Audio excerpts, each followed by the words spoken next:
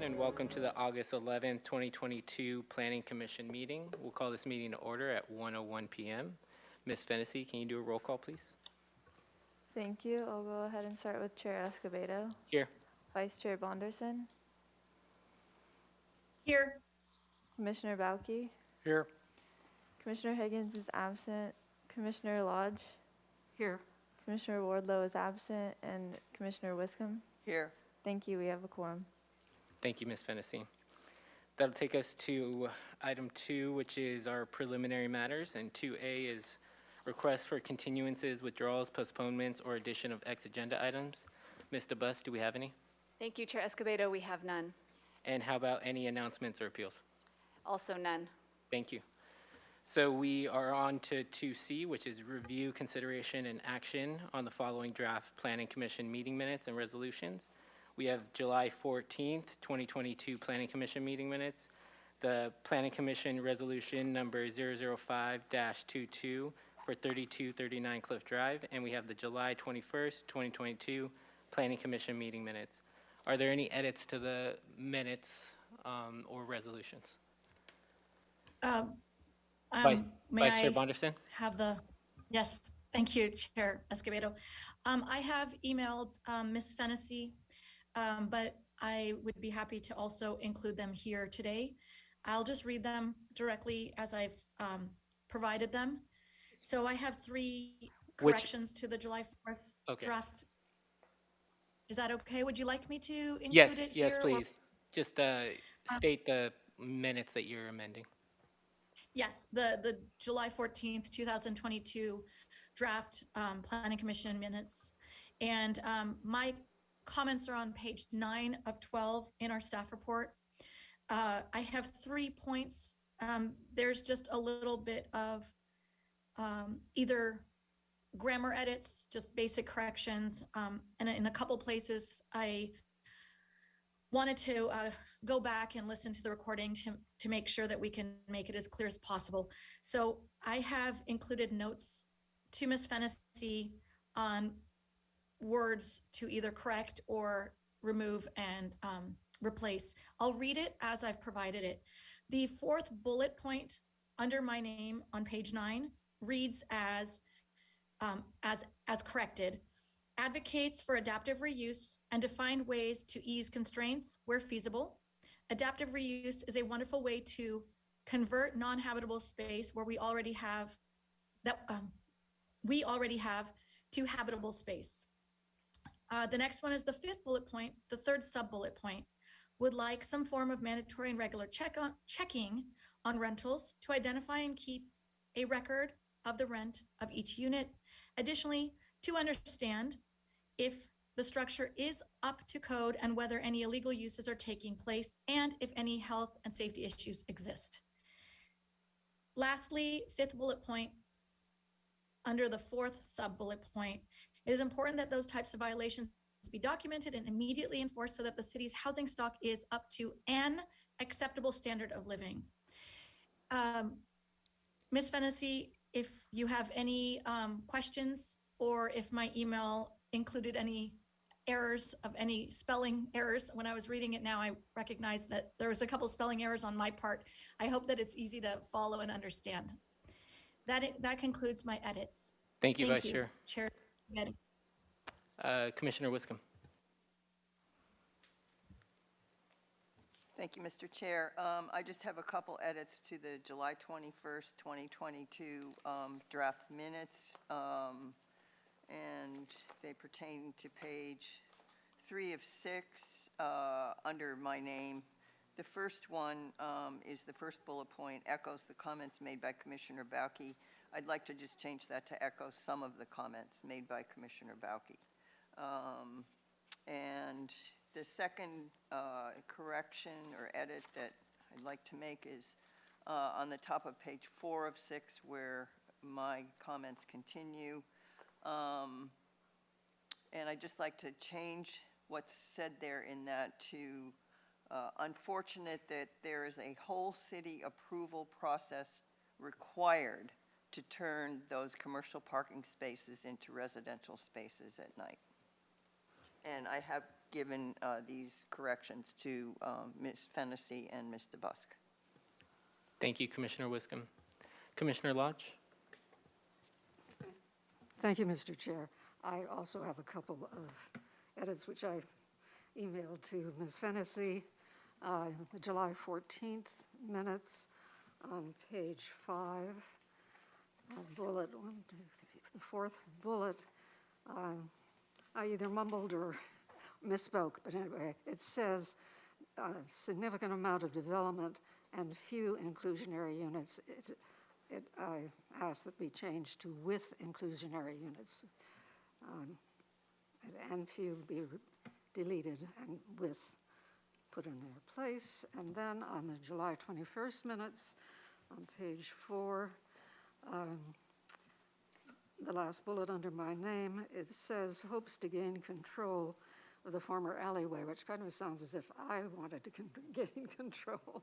So I asked that it be changed to hopes applicant can gain control, which I think it was what I said. Thank you, Ms. Fennessy. Thank you, Commissioner Lodge. Any other edits to the minutes or the conditions of approval? Nope.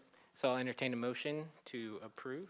Mr. Chair, I'll move the minutes of July 14th and the minutes of July 21st and the resolution 005-22 with the amendments made by Vice Chair Bonderson, Commissioner Lodge, and myself.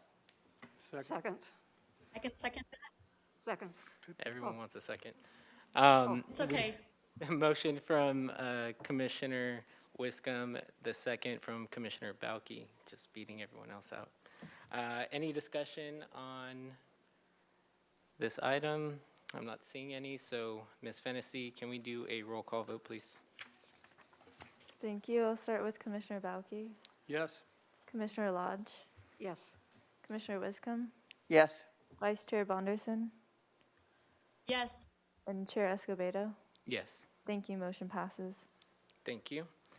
So we'll close out 2C and we'll move on to 2D, which is comments from members of the public pertaining to items not on today's agenda. We have no speaker slips for in-person, but Ms. Fennessy, do we have anyone online that would like to give public comment? Thank you. At this time, we do not have anyone joining us remotely for public comment, but we did receive 2 public comment letters from League of Women Voters of Santa Barbara and Jonathan Cook that was distributed to the Planning Commission prior to this meeting. Thank you, Ms. Fennessy. So we'll close out item 2 and we'll move on to item 3. This is a new item. It's 601 Santa Barbara Street, formerly 119 East Coda. The project consists of demolition of the existing 1.61 acre Coda commuter parking lot and construction of a new police station.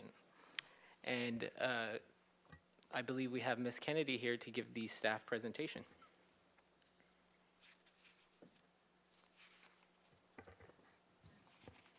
Yes, thank you, Chair Escobedo.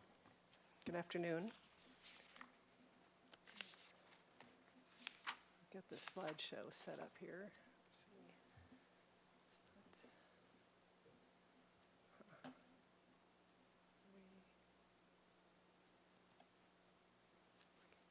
Here we go. Okay, here we go. So the project is a new police station project proposed for 601 Santa Barbara Street. That's the Coda commuter lot, also known as 119 East Coda Street. Here's the project location. Like I said, it's the Coda commuter lot currently. It's located at the corner of Santa Barbara Street and East Coda Street. It's a 1.61 acre site, and it is a city-owned parking lot. The discretionary application before you today is for a development plan. The approval by the Planning Commission would be to allow the construction of approximately 64,000 square feet of non-residential floor area, and the development plan findings are required, and we'll go over those shortly.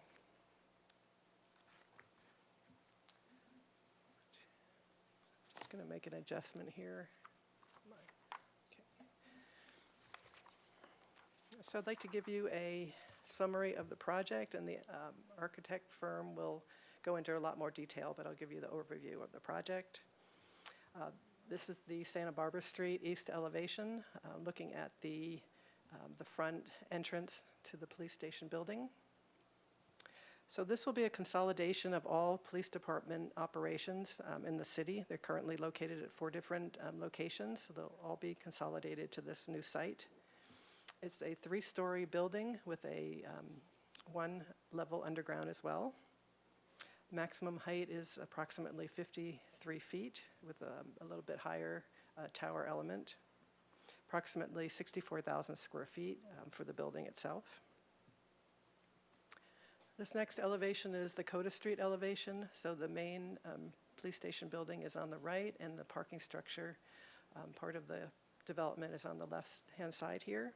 The parking structure will also be 3 levels above grade and 1 level below grade. The maximum height of this portion of the project is 37.5 feet. There'll be 236 proposed parking spaces in the parking structure. 128 of those are for fleet vehicles, and 108 would be for employee use. Here's the site plan. So on the lower right here is the corner of Coda and Santa Barbara Street. The main entrance for the building is in the upper right here. So entrance to the main building. Here are 8 proposed visitor parking spaces. And then there's secure access going into the parking lot from this driveway. There's also a secure access for employees only along the Coda Street entrance on the lower left here. There's a MTD shelter currently at the site, so that will be removed, and then a new bus stop and bench will be located along this Coda Street frontage as well. There are the Lincoln School plaques that are part of that bus shelter. Those will be removed and incorporated into the project, put on a wall, and they may be changed. That's being worked out, but they will be relocated into the project. A total of 35 trees will be removed from the site. There will be 9 that will be retained. So here on the western property line, there'll be 5 trees preserved here on the west side, and 2 up on the north, and then 2 more on the northeast side. Like I said, 35 would be removed, and there'll be 44 replacement trees replaced. They will be replaced either along the Las Positas multi-use path area or Ailings Park. And then I wanted to talk to you about the setbacks. So on the western property line, there's about a 15.5-foot setback from the property line. From the north property line, it's about 23 feet at the greatest distance. So these are next to the residential areas. It does get a little bit shorter as you move closer to Santa Barbara Street. I'd like to go over a little bit of the background on the existing uses. So currently, as you know, there's permit and employee parking at the site.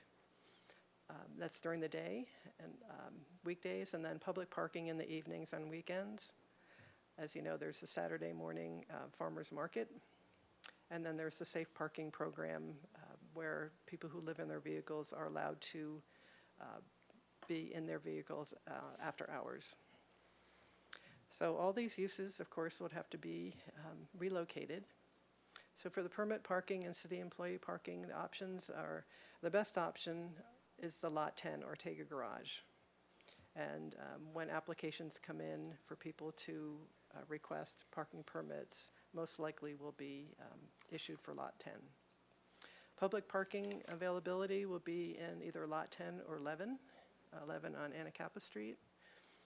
The Farmers Market has submitted a new application to relocate the Farmers Market to the right-of-way on Carrillo Street and State. So it'd be on Carrillo between Chapala and Anacapa, and State Street between Canon Perdido and Figueroa. And city staff is working with the Farmers Market to move forward with that, with the design and what needs to be done in the right-of-way to accommodate them. And the safe parking program, the city has been in touch with the group that works on this, and are available to assist. They won't be able to move any of the vehicles onto city property, but we would assist to try to help them locate locations on private property within the city if that's necessary. Little background on the proposed project itself. Early in 2018, Council authorized staff to begin the site selection for the new police station project. Staff considered all possible sites in the city that could potentially meet all or some of the needs for the new police station. You may recall in November of 2018, the Planning Commission reviewed 2 of those sites, the Louise Lowry Davis Center and the Coda Commuter Lot, and the Coda lot was deemed to be the most viable of those 2. And then in March 2019, Council directed staff to examine the site selection more carefully. So 20 sites were further analyzed, and then 5 sites were carried forward, presented to City Council. And then in September of 2019, City Council designated the Coda lot as the preferred site at that point.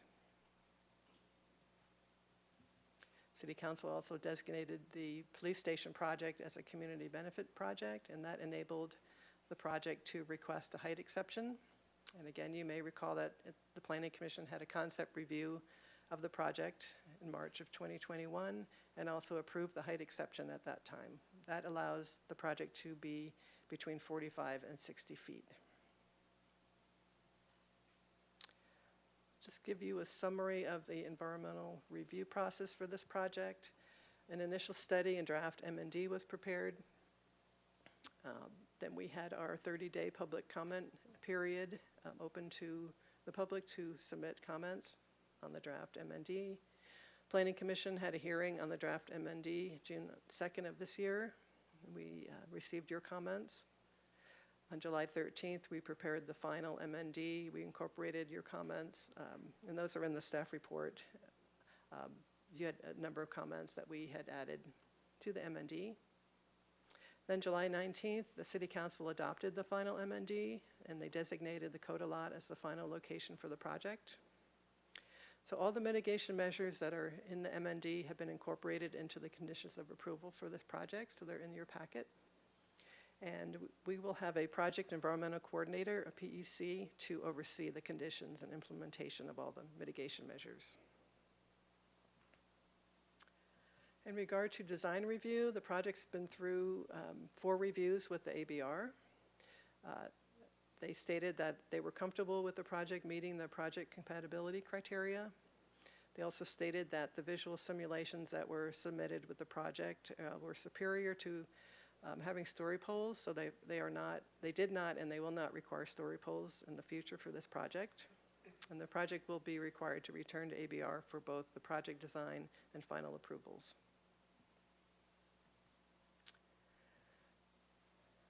Consistency with the general plan policies are part of the development plan findings, and they're required. So we've looked at general plan policies that are reflected in this project. In land use, policies related to mass, bulk, and scale and setbacks are consistent. In the circulation element, policies relating to pedestrian and bicycle infrastructure and parking. An environmental resources element, policies related to energy, trees and protection and replacement and stormwater management. And the historic resources element, addressing archaeological resources on the site. And a safety element, policies related to seismic safety and addressing high groundwater. So the development plan requires 4 findings. Number 1, that it complies with all applicable provisions of the zoning ordinance, including allowed uses and height limitations. That the project is consistent with the principles of sound community planning because it is consistent with the general plan policies related to those that I just mentioned in regard to land use, historic resources, environmental resources, and safety. The project will not have a significant adverse impact upon the community's aesthetics or character, and that the size, bulk, or scale of the development will be compatible with the neighborhood based on the project compatibility analysis criteria. And that the project's consistent with the policies of the City of Santa Barbara Traffic Management Strategy There's no traffic impact, and it qualifies as a city government building that is excluded from requiring a square footage allocation. Therefore, our recommendation is that the Planning Commission approve the police station project, making the development plan findings in the staff report and subject to the conditions of approval in Exhibit A. And that concludes my presentation. We have Brad Hess available to make a few comments. We also have remotely, Brian Cornell from Cornell Collective to make a few comments remotely. And then we have Jeff Hornbuckle to do the presentation. Also want to let you know we have Julia Pouchot, environmental analyst, available for questions, and also Katie Momolsky from Transportation Planning, available for questions. Thank you, Ms. Kennedy. Thank you. So we will, did we want to go to Mr. Hess and Mr. Cornell first? Okay. Mr. Hess, welcome. Thank you, Mr. Chair, and thank you, Kathy, for that. Thank you, commissioners. I just want to take a moment to say what a privilege it is to be here at this point. After 4 years, we finally have a site formally selected by council, and the contract is in place for Cornell Collective to begin design development drawings. So it's just a very exciting time for the city, for the design team, and most importantly, for the police department. We are that much closer. So thank you. And that's it. We look forward to. I'll turn to.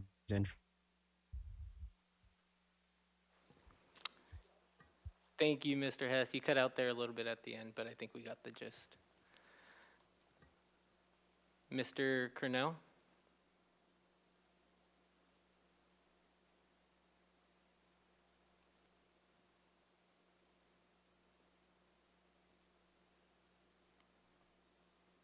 Mr. Cornell, are you there?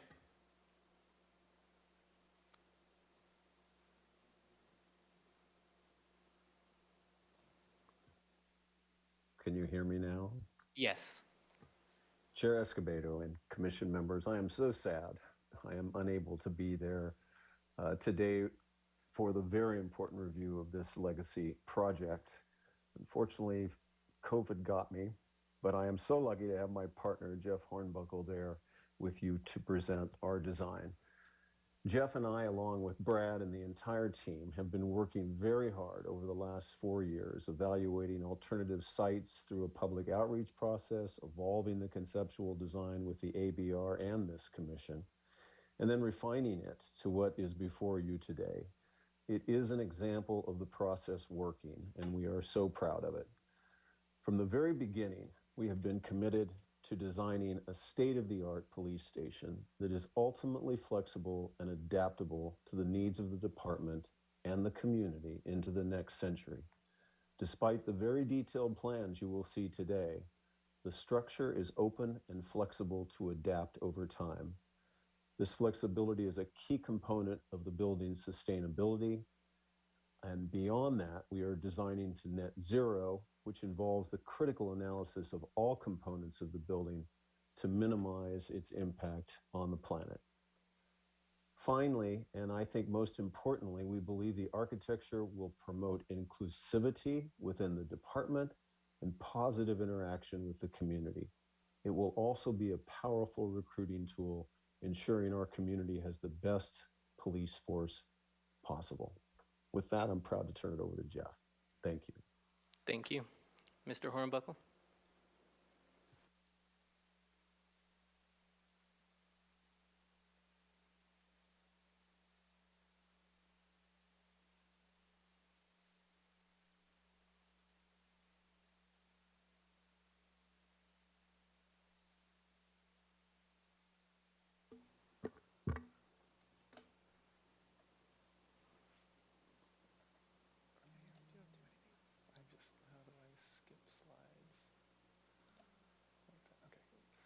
Good afternoon, Chair Escobedo, members of the Planning Commission. As Brian mentioned, we're very happy to be here, very proud, and we look forward to moving this project on to the next step, so thank you.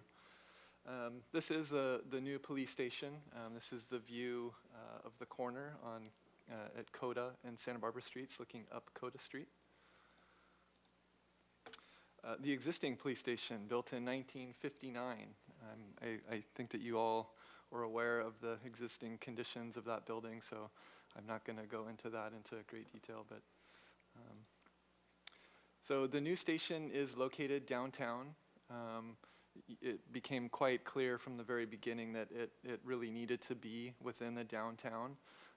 The majority of calls come from downtown, and if it were located anywhere outside of the downtown, it would require a substation. So that became quite clear from the very beginning. The Coda commuter lot, just over 70,000 square feet. We're glad that we're able to get use on an existing surface parking lot located in the downtown. And it sounds like the farmers market has, on its way to a good solution, so we're happy for that. So the basic layout of the site is the office building located on the corner, and the parking garage side by side right adjacent to it. One of the requirements for the site and for the layout of this project is that the parking garage have access to 2 streets in case there's a situation where one of the entrances gets blocked. They still have access to get vehicles in and out of the parking garage and to be able to continue service. So this layout works well for that. The main entrance located here at the bottom left off of Coda Street, and then a secondary exit off of Santa Barbara Street through the public parking just to the north of the building.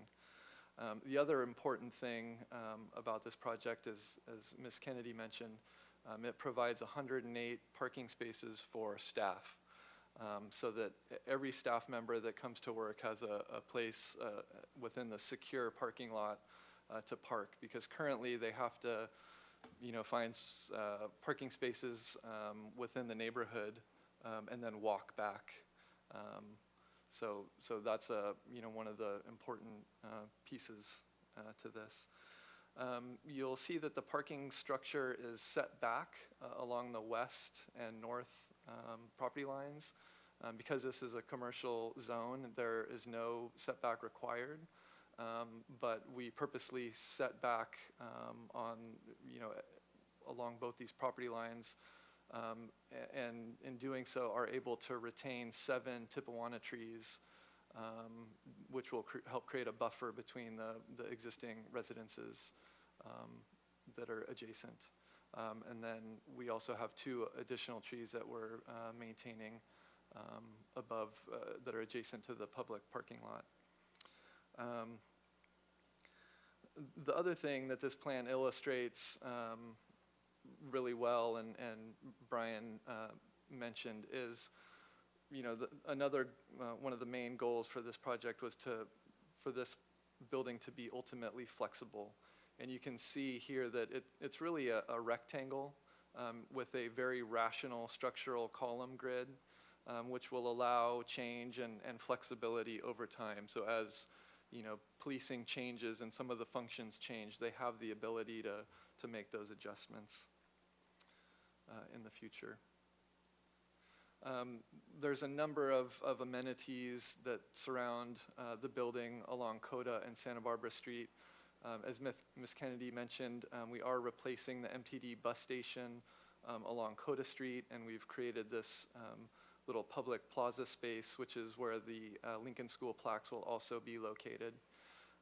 We're also eliminating the public parking, or the street parking along Santa Barbara Street, and we're widening the sidewalk and the parkway, which will provide added security so that no one can park a car and cause harm.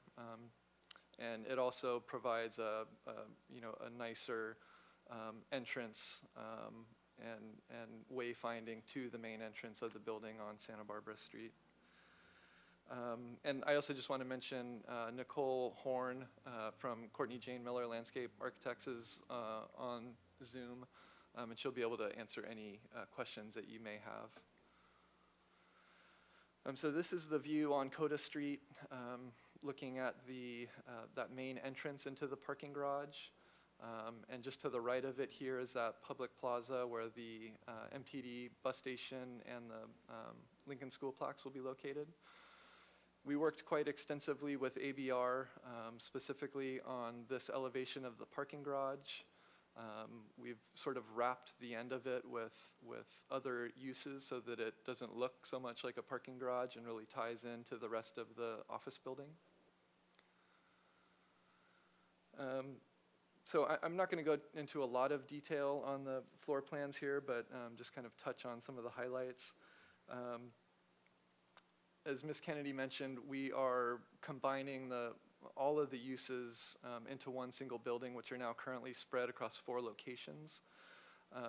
The first floor of the parking garage is mainly for fleet vehicles, which is adjacent to Patrol, which is in this location. So there's this direct connection between the parking garage and the office building. The 911 dispatch is located on the corner. They have this direct connection then to the Patrol functions, which is an important adjacency. And then the public lobby, which is located on the upper right-hand corner of the plan adjacent to the public parking lot. This allows this, we're calling it a plaza, really to function as, it can be an event space, and have different events we can put bollards at the entrance here, and that really becomes this nice outdoor space that can be utilized. Let's see. So this is a view looking back at that 2-story volume entry space. The tower next to it is the elevator tower, and then this is that plaza parking area with that secondary exit or access point to the parking garage beyond. And this is an interior view of that 2-story lobby space.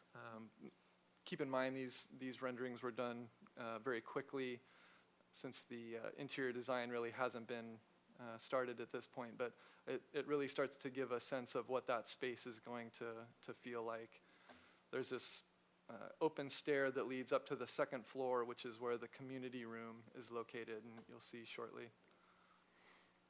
The basement plan in the garage is mostly other fleet vehicles, kind of specialized fleet vehicles, the fleet motorcycles, the SWAT truck, other things like that. We also have the firing range located down in the basement. It's completely isolated for acoustic purposes. It also allows for the ability to pull vehicles into the firing range for training purposes, which is a big benefit. The bulk of the space in the office building is sort of secondary spaces that don't require any natural light. Evidence storage, personal return items are located down here, as well as holding. So because it's located down in the basement, it's out of the public eye, which is a good thing. Up to the 2nd floor, the 2nd floor of the parking structure is for personal vehicles. So as staff comes to work, they'll park on the 2nd floor and enter directly into the building at that level. They'll come directly into the locker room, which, as Brian mentioned, is a open unisex locker room, which we're very excited about. It will promote inclusivity, and it's a great feature of this building. We also have a fitness room, which is located on the corner. It also has this covered outdoor space, which you'll see shortly in the renderings. And then in the upper right-hand corner of the plan is the upper portion of that 2-story volume lobby space, which leads directly to the community room, which is in this location and can be used by a multitude of agencies, the community. So that's a great feature of this building as well. So this is the view looking across this open stair, which is kind of the central circulation space within the building, not only physically but also visually. You can see through to the open locker room beyond, which has this large skylight, which will flood that space with natural light. And you can see down into the first floor below, this is the briefing patrol space. And then there's several conference rooms which are situated around that. So, again, connecting the spaces not only physically but visually. And this is that fitness room on the corner with the outdoor space beyond, and then the view of the mountains, which is going to be a incredible space. Up to the third floor, the parking is for additional personal vehicles as well as unmarked fleet vehicles. The majority of this space is for investigations. This is a large open office space, which you'll see shortly. The police chief office is on this floor, crime lab, as well as a break room and a large outdoor dining space. You can see that we've pulled the building back at this third floor from Santa Barbara Street and from Coda Street. And we're providing quite a bit of outdoor patio space and some green roofs as well. So this is that view in the investigations office, looking out those large windows out towards the mountains. And it's going to have some nice ocean views as well. And then up to the roof plan, as Brian mentioned, this is a net zero building, so we're providing a significant amount of solar panels, which are going to generate quite a bit of electricity for this building, which will be all electric. The majority of the spaces on the third floor are covered with carports, which will have solar panels on them as well, but as you'll see from the renderings, really aren't visible below. So this is that same view from the corner that you saw previously. This is the view looking across Santa Barbara Street. So again, that two-story volume entry space, the elevator tower just to the left of it. This is that same view that we saw previously of the public parking plaza and lobby space. As we get closer to the corner, again, you can see that outdoor space, fitness space on the corner, which helped us reduce the mass of the building. This is the 911 dispatch, which is located here on the corner. And you can see that in this view that the third floor is set back from both Santa Barbara and Coda Street. And those large windows, which we kind of took some inspiration from the old Lincoln School, which had these large windows that were open into the classrooms. As we move down Santa Barbara Street, you can begin to see the parking garage, which we've, working with ABR, really integrated into the office building. And then that view that we started with along Coda. I do have the elevations if we want to come back to these later. I'm not going to spend much time on them right now, but I do have them if we want to come back. And then a couple of sections. So this bottom section is through the ramp of the parking garage.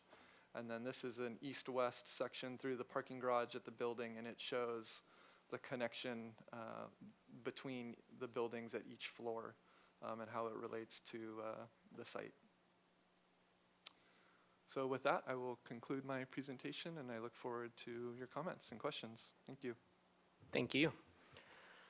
So now we will open up public comment. We have no speaker slips for in-person, but Ms. Fennessy, do we have anyone online that would like to give public comment?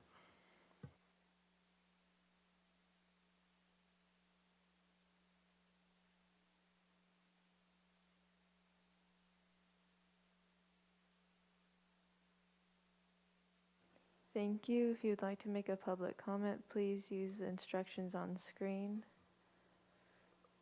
And while we wait, we did receive 2 public comment letters that were distributed to the Planning Commission prior to this meeting. And at this time, we do not have any raised hands electronically, so I'll hand it back to the Commission. Thank you, Ms. Fennessy. We'll turn it to the Commission for questions, and Commissioner Wiscombe will kick us off. Thank you, Mr. Chair.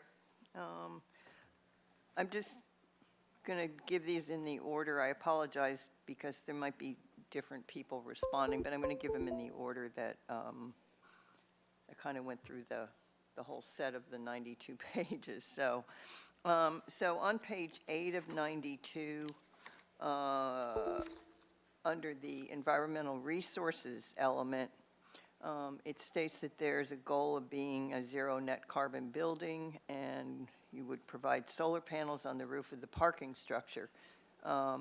So I noticed that ABR had a request for elimination, excuse me, of the solar panels on the Coda Street third floor elevation. And I wondered, does this affect that goal in any way?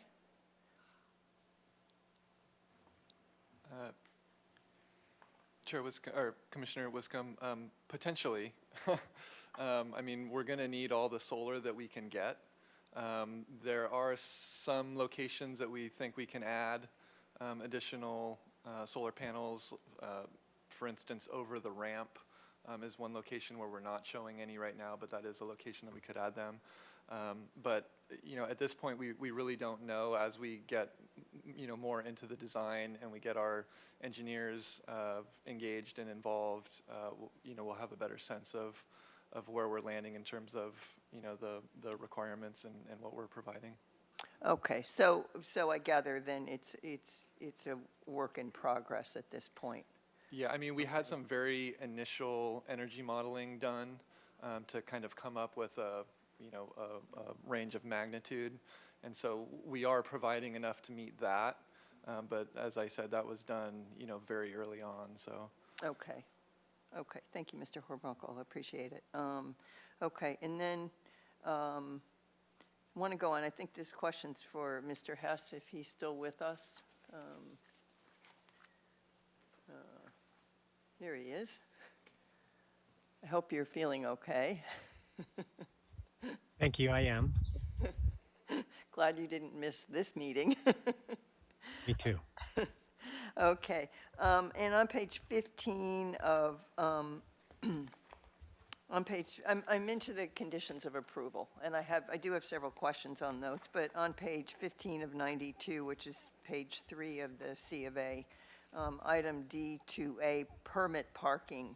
I noticed under there, do I have the right place here? Yeah. Do I have the right place? I do? Okay. 15 of 92.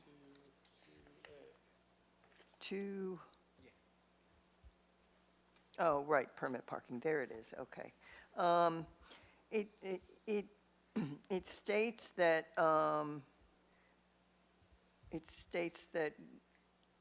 the you will review existing Coder commuter lot parking permit applications, determine capacity levels at other city parking lots, and to the extent possible, provide alternative parking locations to permit holders.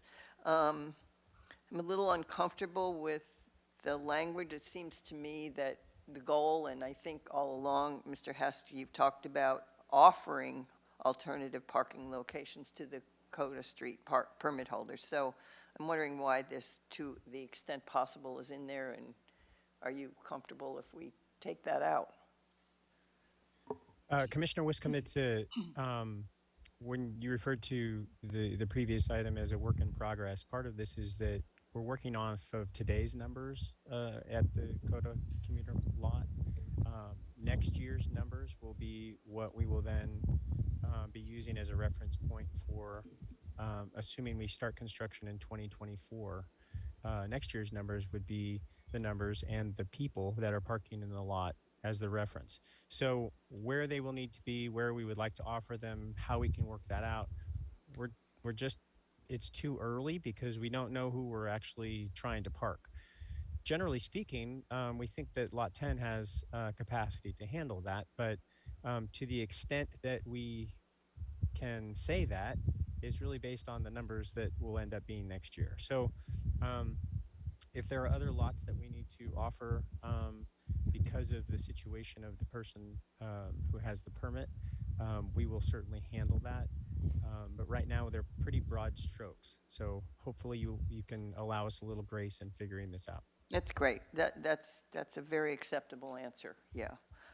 Okay, and then on the same page, this is item 2B, Farmers Market. This would be for you, Mr. Hess, again. Owner will use best efforts to offer an alternative location to the farmers market. This has been a highly controversial issue, as we all know, and somewhat disturbing to some people, but I'm just wondering if this could be changed to owner will offer an approved alternative location to the farmers market. So in other words, one that's been approved by the city council and offered to the farmers market. So that people that are concerned about this will be sure that the farmers market has been offered an approved location. Commissioner Wiscombe, this is one of those delicate language choices that we just need to be careful with, in that based on what you're asking, I'm not sure we can actually do that. They are a private organization that needs to go through the process of a conditional use permit and seeking their own location that we can help facilitate. They have submitted a DART application and are in the process of resubmitting that application for the location on Carrillo. That is looking very favorable. We are making physical improvements in this next year to the surrounding area to accommodate that. So to the extent that we can offer them an approved location, we are doing all we can on our end to be able to do that. But we can't pre-approve a location for them. They do have to go through that process. Well, I'm not asking to pre-approve a location. I'm asking that they be offered an approved location, whatever that may happen to be if this didn't work out. That was really, I think Ms. Ostringer has a comment. Chair Escobedo, Commissioner Wiscombe, I actually drafted that language You're going to get me in trouble, aren't you? Recognizing that it's a concern in the community, and it would be a concern for the commissioners as well. And to Mr. Hess's point, we were trying to give as much flexibility, but as he said, we're working with them and using our best efforts to find them a location that's acceptable to them, but it's really on them once they find the spot, which it sounds like, you know, they've actually located one and they're applying. So that's why we use the best efforts. It's hard to bind the city in a way where it's on the applicant to find a spot and tell us what they want. Okay, that's fine. I accept that, particularly the bind the city part of it. So I get that. Okay, great. Okay, and then moving on page 17 and 18 of the conditions of approval, item 2DH, this is tree replacement for removed trees, which is down at the bottom of page 17 and goes on page 18. And it states that trees shall be planted off-site in a native habitat restoration area in Ealings Park or along Las Positas multi-use path at the discretion of the Parks and Recreation Department. And then may we add a condition that and maybe this is for Ms. Ostringer, that the planting is accomplished before or coinciding with the project construction to ensure that the planting is complete before or when construction is complete. I would just hate to see the project complete, the police station complete, and the planting not done yet or not started yet. So I'm just wondering if, since the tree replacement is required and it's going to be done off-site, which is actually great for those locations, I think it would just ensure that it gets done with the project. Chair Escobedo, Commissioner Wiscombe, I think the answer is yes, but I'm not the arborist or the project planner, so I would defer to them to let us know how that plays into their project schedule. Okay. Mr. Hester, do you want to comment on that? Chair Escobedo and Commissioner Wiscombe, yes, I would love to comment on that. And my understanding is that, well, just to begin with, I'm comfortable with your modification if you would like to change that language as We are hopeful that the tree planting will be starting fairly soon, and we will be well in advance of the starting construction. The tree planting could be done. So I'm comfortable with that. Okay. Yeah, Chair Escobedo, also, prior to issuance of a building permit, they need to submit a plan, and that plan will outline when it's done, and it will be done concurrently. I understand that, but you get where I'm coming from. I'd like to really change that to make sure that it is done coincidentally with the completion of the project. So, okay. Commissioner Escobedo or Chair Escobedo and Commissioner Wiscom, that condition, I wouldn't want language to get buried in there. There's a lot in there. We could put it in there, and just for consideration, there's also a section of the conditions of prior to certificate of occupancy, and so that could be a section where it's identified as something you'd like to be completed before occupancy. That's fine. If the language could get in there, I would appreciate it. It's really more about making sure that it gets done and it's not left behind for a year or two after the project is completed and the police department's moved in. Okay. And then on page, I'm sorry, I'm being so, on page 20 of 92, which is condition of approval, and this is on page 8 of the C of A, item 2DQ, vibration mitigation program, the fourth bullet. The project environmental coordinator shall inform nearby residents, owners, occupants, and business owners in advance when vibration-intense construction activities on site are expected to occur.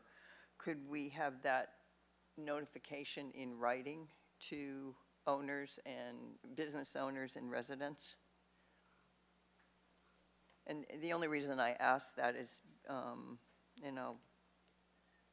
have the same thing on coming up next on neighbor notification, is that some of these places are, these residences are rented out, and I think it's essential to give owners fair notice, that a written notice that this is going to happen. So I'm just wondering if we can do it in writing. Does anyone have an objection to that? I'm not hearing anything. I think that could be accommodated, yes. Okay, great. So now I'm 2 for 5, okay. Moving along, okay. And then on page 27 of 92, and this is E12 in the conditions of approval. This is the neighborhood notification prior to construction. And it says at least 20 days prior to 20-day notification, and it does say written notification. And I'm wondering if we, for the same reason, can change this to 30-day. Because these units are, I have friends that have rented a unit there and on Anacapa Street, and I just think that it's important to respect the residential property owners if they're doing that. So is there any objection to changing it to 30-day and leaving it as written notification? Chair Escobedo and Commissioner Wiscom, my reservation on that is that when we get to that point of starting construction with the general contractor, we are going to want to get going as soon as possible. 1 month in advance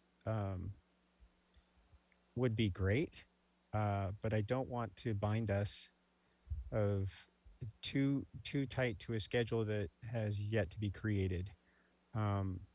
If the contractor's able to mobilize and we're able to get them on the ground sooner, we want to be able to do that.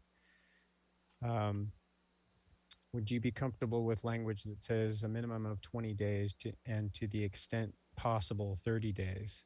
That's fine, yeah. That's Okay. fine. I just That would think be we great. need to respect the property owners in the vicinity, because this is going to be a project that's going to disturb them for quite a few years. So I think Understood. think it's important. Okay.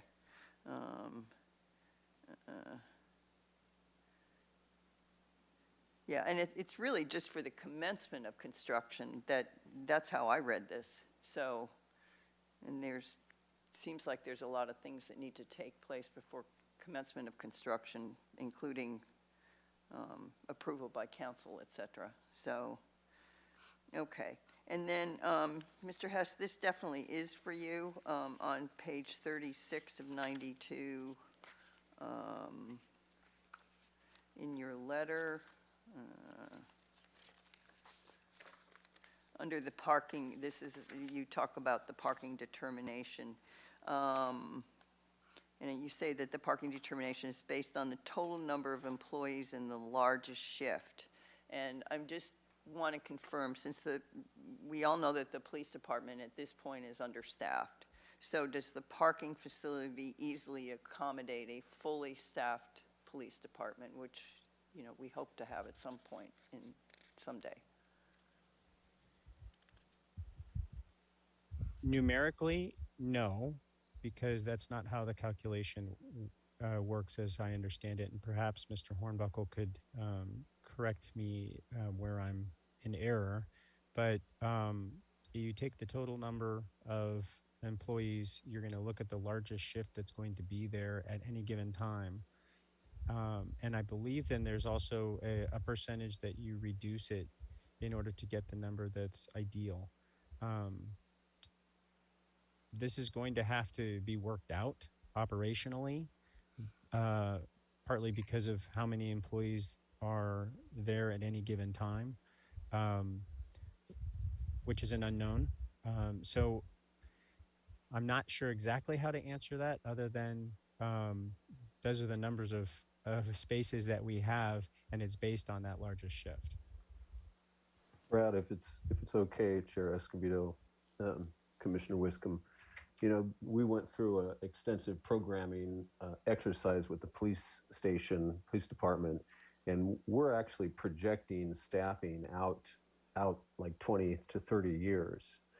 Then we had to, as Brad just suggested, we reduced some of we took sort of a percentage of that, knowing that all of the staff isn't going to be there at one time. And we have really tried to build to the maximum achievable on this site, the number of parking spaces that we believe that we will need.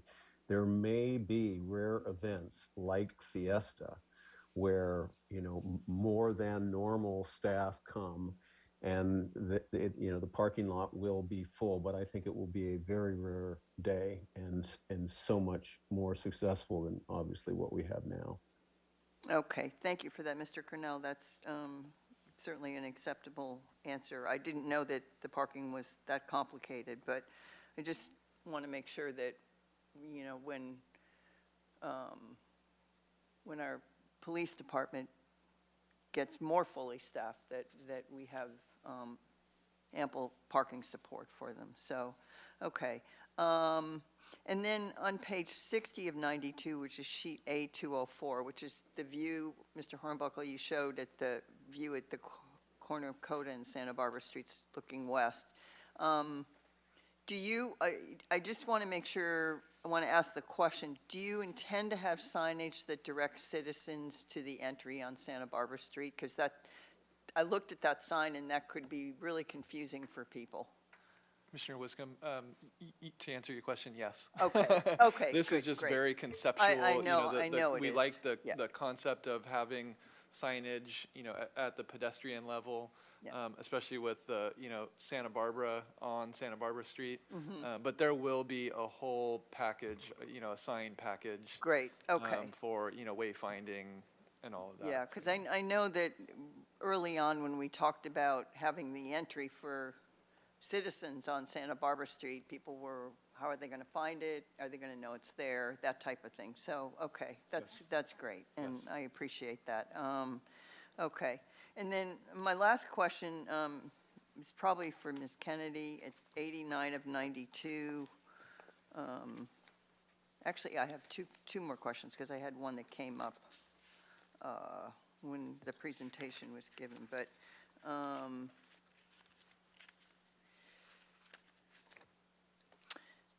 this is under the environmental resources element. So we have ER5, And then we have ER 5.1 with possible implementation actions to be considered. And then we have ER 6, which ER 6.6, solar energy, possible implementation actions to be considered. So the language, I guess, confused me a little bit. Are we supposed to act on these as a planning commission, or are these, could you explain what that Chair language Escobedo and means? Commissioner Wiscombe, so these provide some overview of the general plan policies, of course, that this project is consistent with. So sometimes it's not the exact language because they're implementing actions and things like that, but you look at these and determine whether this project meets these particular policies or would be consistent with them in some way. In this case, they are providing the net zero building and providing solar energy. So we pull out the policies that relate to those particular issues. Does that make Okay, sense? so we just leave them like they are. So when Yeah, you don't need to change the language on these. These are just provided sort of as background Okay. to help you see if the project is consistent with these overall Okay. policies. So they're a guidance tool, really? Yeah, Yeah, yes. okay, I get that, thank you. And then my last question, I promise my last question, is, is there going to be a bus shelter? You talked about a bench, but we're facing south, and I'm a little bit concerned about people waiting at a bus stop and not having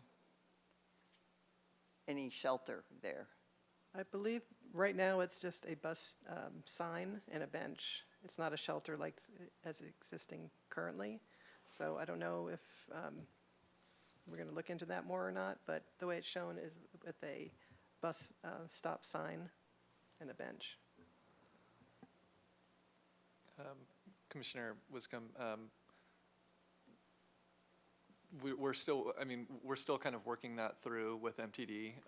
Originally, they weren't even sure if they wanted a bus stop there. We felt it was important, which is why we've included it.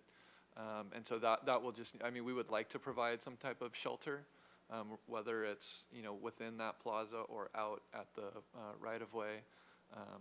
But that we'll need to get into that as the design develops. Okay. So we can just, in our comments, just encourage exploration of a bus shelter there. Yeah, okay. I just think if you're gonna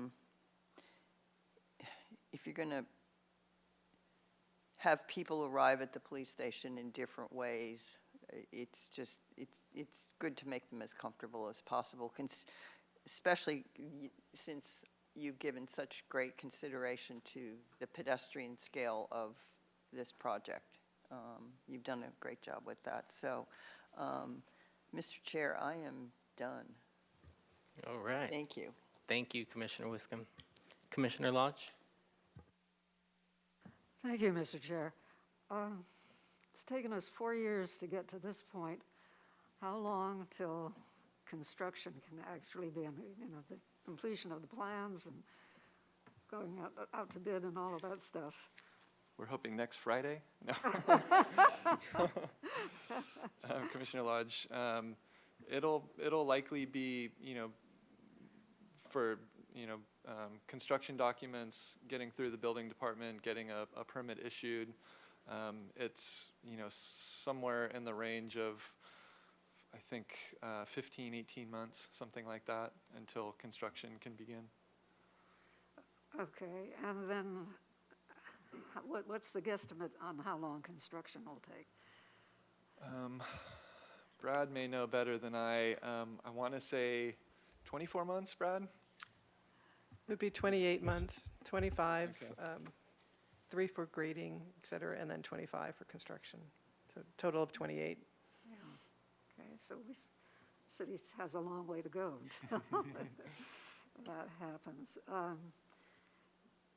And then we received a public comment letter from a resident of an apartment that lives in the Anacota building. And I can understand their distress. They're not going to be having the pleasant view of all the Tipuana trees. But there is a 15.5-foot setback between the parking structure and the property line. Is there a setback between there and the Anacoda building? Commissioner Lodge, yes. So on the western side, it's approximately 15.5-foot setback. And at the northern corner, which is adjacent to the Anacoda property, it's actually 23 and a half, I think. Is that right, Kathy? I think I heard It's Kathy. approximately like 23 feet, yeah. And then additionally, there at the ground floor, there's some additional square footage that gets closer to the property line. But at the second and third floor, it's pulled back so that 23-foot setback is, continues all the way across the face of that parking garage. Chair Escobedo and Commissioner Lodge, since we designed Anacoda Plaza a long time ago, I think the question that you answered is the additional distance. So the Anacoda, the face of the patios that are on the second level at Anacoda Plaza are back 10 feet. And then the building actually, the face of those residents is back a whole nother 7 feet. So yes, there is an additional distance beyond the 15 feet that we're providing from the property line. Does that answer your question? It does. Thank you. Thank you. Okay, then, Mr. Kernal, this question is for you. The latest ABR minutes that we have, or that I can find in my packet, are for April 19th, 2021, over a year ago. And we have, I assume those were I don't know if any of this can be seen, but this is with the little blue dome and arched windows in the tower. Now, what was just shown to us, there are no rounded openings. They're all rectangular, and the tower itself is rectangular.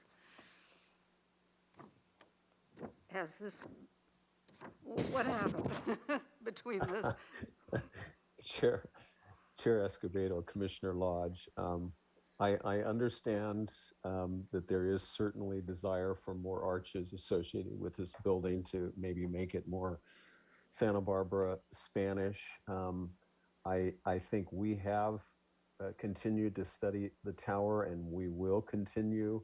I think we've demonstrated our willingness to work hard with ABR to satisfy them.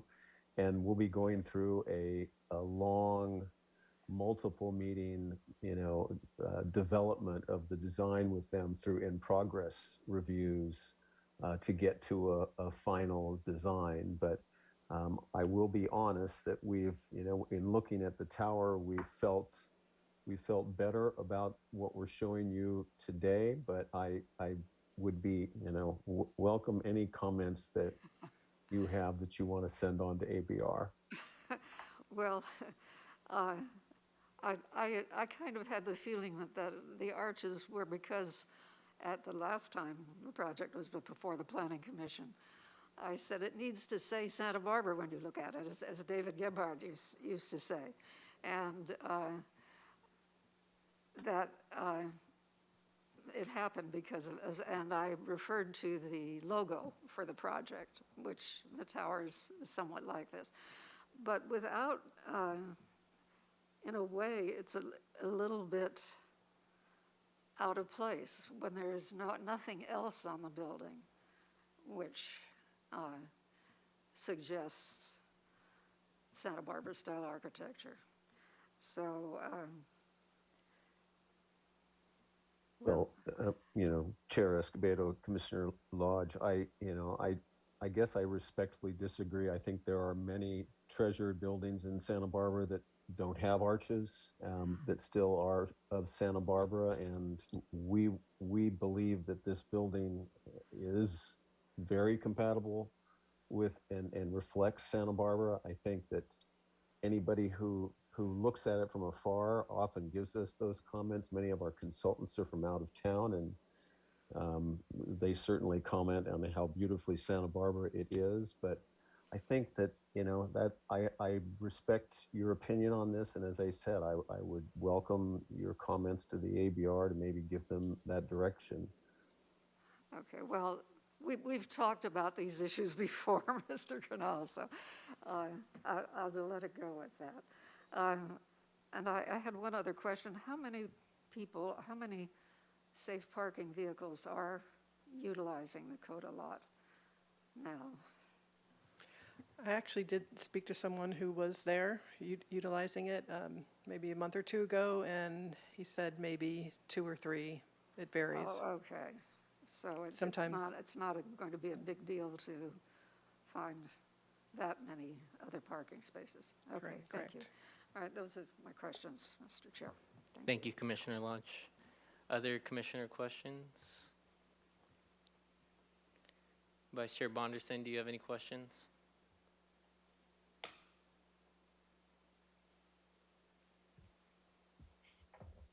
Thank you, Chair Escobedo. The only question I had was already asked, and I don't have any other questions at this time. Thank you. Thank you, Vice Chair. Commissioner Balke, any questions? I have no questions at this time. Okay. That turns it over to me. So a couple of questions. I recall, maybe it was the last time that the police station came to us, there was discussion about maybe turning Santa Barbara Street into a two-way street or part of Santa Barbara Street. Is that still part of the plan or discussion? I know we talked about, I know that Brad talked about, that was a discussion they had early on about changing one way and such, but so the way it is now, Santa Barbara Street will stay one way in front of the building. Yeah, and there's no desire to change that. Okay, thank you. And when we were going through the floor plans and just looking at the staff packet, I know there's going to be bike parking for visitors or for any police department staff that want to ride their bicycles in. What about the bikes for the bike patrol? I didn't see a place for those bikes. Chair Escobedo, so those are actually located on the ground floor of the parking garage at the Coda Street side. In one of those Coda Street renderings, that's kind of what one of those uses is up in the front, is the fleet bicycles. Okay, I see. Yeah, so they're located in the garage at the ground floor, so they have easy access in and out, and then still a direct connection into the office building. Okay, thank you. And sticking with the parking structure, will there be electric vehicle charging for both the employee parking spaces, but also the fleet vehicles, if hopefully in the future we have electric fleet vehicles? Chair Escobedo, yes, and Brad may be able to speak to this a little bit better than I, but I believe that the police department has one electric vehicle.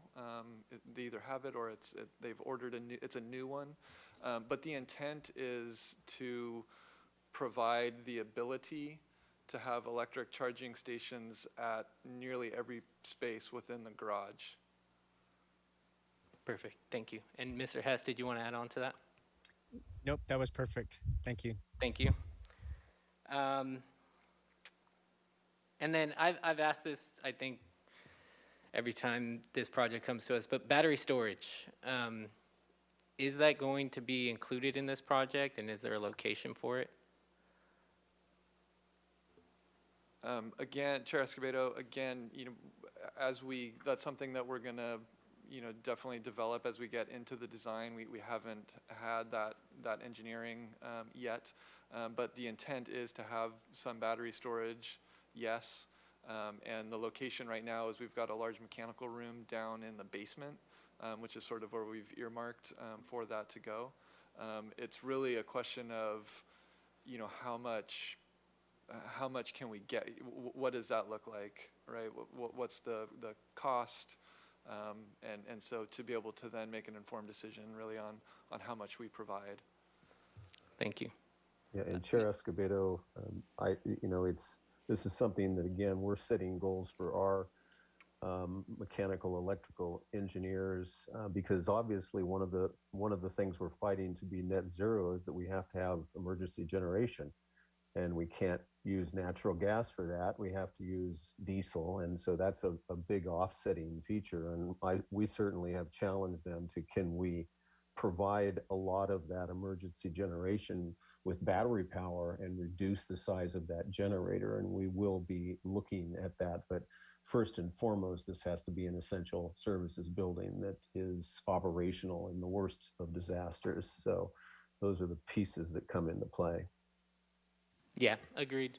And having the battery, I like the way that you described that, the battery and the diesel generator kind of complementing each other. You could use the battery storage until you need the diesel generator. So Exactly. yeah. All right.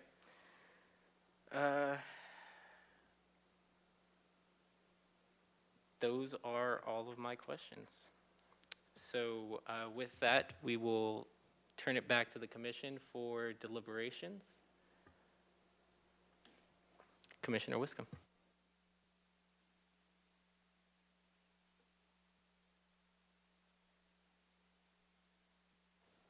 Thank you, Mr. Chair.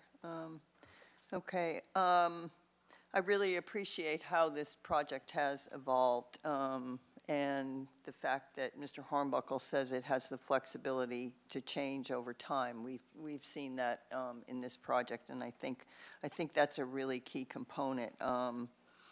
And the architecture seems to have a great connection with the pedestrian level, and I think it's really coming along very well. I appreciate that it's downtown. I think that's essential, and that everything is in one location. I like the changes to Santa Barbara Street, eliminating the parking and making that a real pedestrian corridor. I think that's really important for people that need to go to the police station and have different ways of getting there. And the unisex locker room with the covered outdoor space for fitness, I think that's great for police officers, just to blow off some steam, or officers and any departmental personnel, to blow off some steam and just get out in the fresh air away from things. So I appreciate that you've covered that. I would encourage exploration of a bus shelter on Coda Street if there's going to continue to be a bus stop there.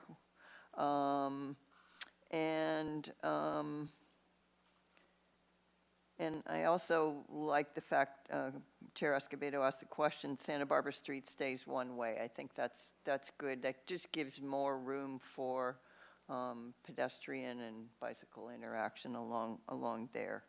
So those are my comments, and thank you to Mr. Hess, staff, and Cornell Collective for really the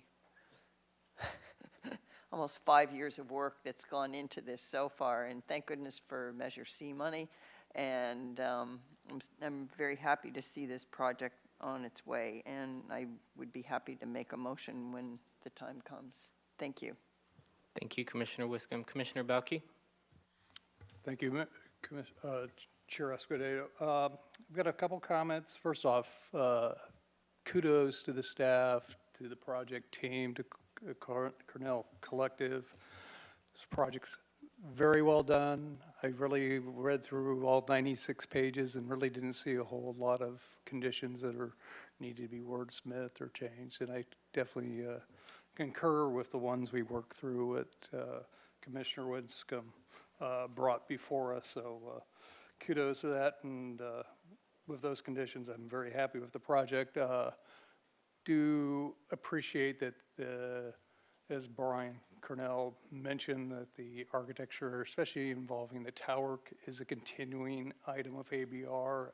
Back in June, I made a comment, which I still will second. I do see some improvements to the tower since last time in June, but definitely some articulation to the tower would be great to have, and we should definitely tell ABR to spend some time focusing on getting that as good as possible, even if it's just the city seal or something, and, this blank facade that's on the one page that we have on 209 of the packet, it's just not there, so comment on that. My other comments are definitely to get all the permit holders of the permit parking a place to go. I would not want to see them left out in the cold. I don't want to see the folks of the farmers market at the end of this process be left out in the cold too. So we need, as a body, to definitely recommend that you give all efforts to get those things to happen, and those folks will find a good home, and we can move on, and this facility can be built. So those are my comments, and thank you, Mr. Chair. Thank you, Commissioner Belke. Other commissioner comments? Vice Chair Bonderson? Thank you, Chair Escobedo. I just want to start by saying how much I appreciate both the aesthetic architecture of this project and how it's developed over time to serve not just the pedestrian and the bicycle activity that it encourages, but also the way it fits so nicely into the urban fabric of this area of town. I think that it's a really good architectural development that will serve as precedents for years to come. So much time and effort's been put into it. That's clear. So I always want to give attention and thanks where it's deserved. I am in full agreement with what Commissioner Wiscombe mentioned about the bus depot and trying to make sure that some form of bus service be provided at this location so that it allows inclusivity, if that is the form of arrival and departure that someone may need to reach this service. I also want to encourage that it doesn't impede or interfere with the police service that, a bus might be stopping too close to a driveway or in some way interrupt a police vehicle that may be having to get moving really quick. But I'm sure that with a little bit of study, a bus shelter can be placed appropriately, and I encourage that as well. Thank you to Commissioner Wiscombe for bringing that up. I'd also like to say that I really encourage the way that the project, I apologize. I'm really pleased how the project encourages the pedestrian scale, but also serves the pedestrian and bike uses very successfully at this location. I hope that it will become a model for other projects that will be coming soon after. Lastly, I brought this up at the last hearing, and I appreciate that Chair Escobedo brought it up again with regard to Santa Barbara Street. I would like to see if there may be any further study that is underway that may allow two-directional traffic there in the event that it may serve, positively serve the police station. I would hate to think that having a one-way street may hinder the speed and efficiency that a police vehicle may need to get to where they're going right at the starting point. So if that hasn't been looked at yet, or if it is of concern at all to the design, I'd like to see more study and potentially improvement to that part of the design. Otherwise, I just want to say I'm really, really excited to see this project. I know that it's taken a long time to get here, and if we could give you next Friday, that would be amazing. But of course, there's a little bit more time left. I'm looking forward to making sure that this moves as quickly as we can so that we can see this project break ground. Good luck. That's the end of my comments. Thank you, Chair Escobedo. Thank you, Vice Chair Bonderson. Commissioner Lodge? Thank you, Mr. Chair. I want to add my support for a shelter of some kind at the bus stop there, which apparently is in the plans. The existing bus stop in that location is an especially nice one with an especially nice roof and thoughtful design in how it was done. And so I hope that something similar to that can happen. As I said the last time, this was before the police station was before us. It's very exciting to be here. It is something that has been needed for decades. So ever onward. Thank you. Thank you, Commissioner Lodge. Commissioner Balke, did you have additional comments? Your light's on. Okay. All right. I'll keep my comments brief. I can also support this project. I do want to support the addition of a bus shelter. I do also want to say I'm in favor of keeping all of the solar on the project and not removing any solar. And I am also in favor of adding battery storage. I mean, this is a tremendous investment. 80 million to 100 million is what I've heard. So I'm hoping that we can find the funding to add battery storage. And with that being said, I will turn it back to the commission for a motion. Commissioner Wiscombe. Thank you, Mr. Chair. Okay, I will be happy to move the findings on page 11 of 92. There's 4 findings for the development plan, and subject to the conditions of approval, which are in Exhibit A in our packet, with just the following edits, changes, updates. And one of them is the tree replacement for removed trees. Mr. Busk, I think you understand the intention behind that to make sure that the planting is complete when the police station is complete, and where that language goes is fine. It doesn't make any difference. And then the vibration mitigation program, which is on page 8 of the conditions of approval, that is written notification to the property and business owners in the area. And then on page 15 of the conditions of approval, item E12, which is neighborhood notification prior to construction, at least 20-day notification, and as Mr. Hess asked, to the extent possible, at least 30 days notification added to that. So with that, those would be the changes to the conditions of approval, findings, and approve the development plan is my motion. Thank you. Is there a second? I'll second. This one we'll give to Commissioner Lodge. We have a motion from Commissioner Wiscombe, a second from Commissioner Lodge. Any discussion on the motion? I'm not seeing any. Ms. Fennessy, can we get a roll call vote, please? Thank you. We'll go ahead and start with Commissioner Wiscombe, Yes. Commissioner Balke, Yes. Commissioner Lodge, Yes. Vice Chair Bonderson, Yes. and Chair Escobedo. Yes.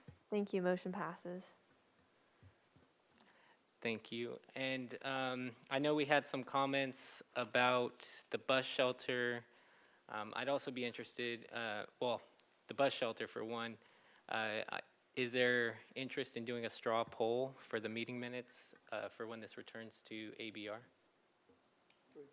Sure. The bus shelter? Yeah, I think I would like to. I'd like to see us make a recommendation to ABR on both the bus shelter, and I understand their elimination of the solar panels on CODA, but if there could potentially be ways to accommodate for those solar panels somewhere else on the project that may not be so visible. I think they had a visibility issue with them. That's correct, right? Commissioner Wiscombe, yes, that's correct. It's because they were visible from those, the Coda Street views. Our feeling was, this is a modern building. We're putting the solar on it. Let's kind of celebrate it and not try to hide it. They didn't feel that way. But I think if we can, get as much as we can, and if some of it is visible, I mean, we would definitely be supportive of that. Absolutely. Okay, well, thank you for that. I guess I'd make a motion for a straw poll on this. Ms. Ostringer, what's the best way? Chair Escobedo, Commissioner Wiscombe, you don't need a motion to make a straw poll, I just suggest the straw poll. Okay, I'll suggest a straw poll that encourages ABR to explore a bus shelter on Coda Street, which the commission strongly recommends, and also the commission strongly recommends that there be some flexibility with solar panels so that we can make sure that the building is, what's the words? Net zero. Net zero, yeah. Commissioner Lodge, did you want to comment on the straw poll? Yes, thank you, Mr. Chair. Wouldn't it be more appropriate for the straw poll on the bus shelter go to the architect and city staff that are working on the project? I only picked the ABR, and I think the architect would work with ABR on it. And the reason I picked ABR is because I know that the Coda Street elevation has been, which is where the solar panels were and which is where the bus shelter was, or is, and was, are things that, that elevation was particularly problematic for ABR, I think, and those were the changes that evolved. The language is fine if. Well, obviously, I'm in support of there being a bus shelter. Well, why don't we just say that in the straw poll that the commission strongly supports a bus shelter on Coda and strongly supports maximum solar panels to achieve the results of net zero. Okay. Does that work? Sounds great to me. Any other discussion on the straw poll before we go to a vote? I'm not seeing any. Ms. Fennessy, can we get a roll call vote, please? Thank you. I'll go ahead and start with Commissioner Bauke, Yes. Commissioner Lodge, Yes. Commissioner Wiscombe, Yes. Vice Chair Bonderson, Yes. and Chair Escobedo. Yes. Thank you. The straw poll passes. Thank you, Ms. Fennessy. And thank you to the applicant and staff. With that, wait, is this appealable? Has a 10-day appeal period for this item. And with that, we'll close out item 3, and we'll move on. Mr. Cornell, do you have I any? just wanted to say thank you. Absolutely. Take care. Feel better. Thank you. We will move on to item 4, which is our administrative agenda, and 4A is committee and liaison reports. Do we have any committee or liaison reports? Vice Chair Bonderson? Thank you. I just wanted everyone to be aware that the State Street Advisory Committee is finally scheduled to be back in session after a hiatus. We haven't had a meeting in several months, but the next one is scheduled for this coming Monday, August 15th. It's going to be located at 550 Olive Street, which is the Santa Barbara's MTD Auditorium. And it's going to be scheduled from 4 to 6 p.m. I'm confident they're going to use the full 2 hours and maybe some more extra because there's so much to talk about.